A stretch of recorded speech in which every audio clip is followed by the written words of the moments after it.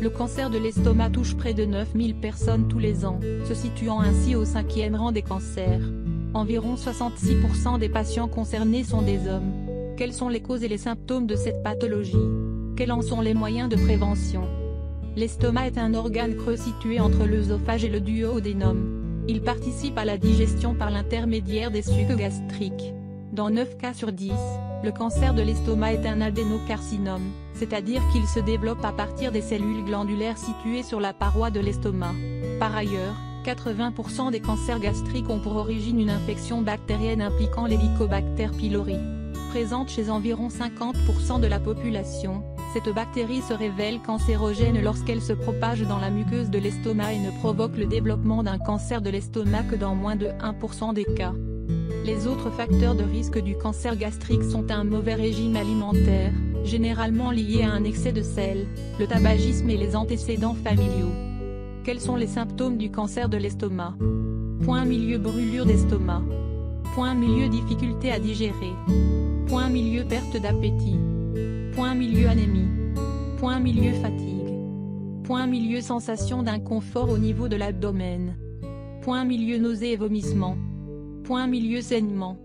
Le cancer de l'estomac se développe de manière silencieuse en présentant peu de symptômes au début de la maladie. Ainsi, si vous reconnaissez ces signaux d'alerte, passez un examen de santé et consultez sans plus tarder un spécialiste de la gastro-entérologie. Quels sont les moyens de prévention? Arrêtez le tabac. Le tabagisme est reconnu comme l'un des principaux facteurs de risque du cancer de l'estomac.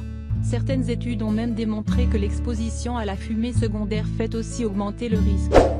Il est donc fortement recommandé d'arrêter de fumer. Vous pouvez vous rendre à un centre d'arrêt du tabac près de chez vous ou consulter un médecin pour vous y aider.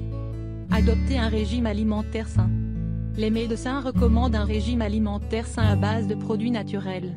Mangez principalement des fruits et des légumes issus de l'agriculture biologique et idéalement des végétaux de saison. Évitez les aliments transformés autant que possible et limitez votre consommation de sel. Il est également déconseillé de consommer de la viande rouge en grande quantité, bœuf, porc, mouton, chèvre et charcuterie. Il faudra limiter sa consommation à 2 fois par semaine. Limitez votre consommation d'alcool. En 1998, le Centre international de recherche sur le cancer, CIRC, a prouvé les liens de causalité entre la consommation d'alcool et le cancer chez l'homme. Il est donc fortement conseillé de réduire, voire d'arrêter sa consommation d'alcool. Recette naturelle au curcuma, à l'huile d'olive et au poivre noir pour ralentir la taille des cellules cancéreuses. Le curcuma est un antioxydant puissant dont les bienfaits sont multiples. Il est notamment reconnu pour réduire la taille des cellules cancéreuses.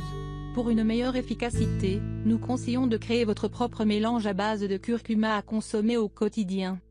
Attention, le curcuma est déconseillé aux personnes ayant des troubles de la vésicule biliaire.